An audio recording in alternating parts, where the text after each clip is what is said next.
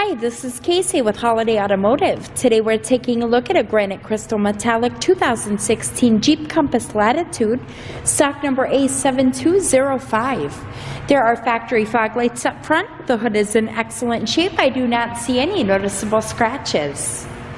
There is an alloy rim that is wrapped in a Kumo Solus tire. And then inside you have a black cloth upholstery with a leather trim that is in fantastic condition. There is seating for 2 up front, and you have seating for 3 back in the second row, making this a 5-passenger Jeep. We'll take a quick look down the passenger side. You have a great Latitude and a 4x4 decal back here. Inside of the trunk is very clean. That second row seating folds into a 60-40 split, so that'll give you some extra space when needed. And the reason that I'm showing you this Jeep today is because I would like for you to see all angles of this before you schedule your test drive or before we ship this out to you.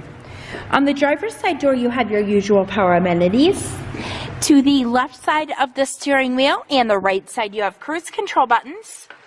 There is a CD player along with an AM/FM radio. You've got capabilities for Sirius satellite radio. There is an auxiliary port.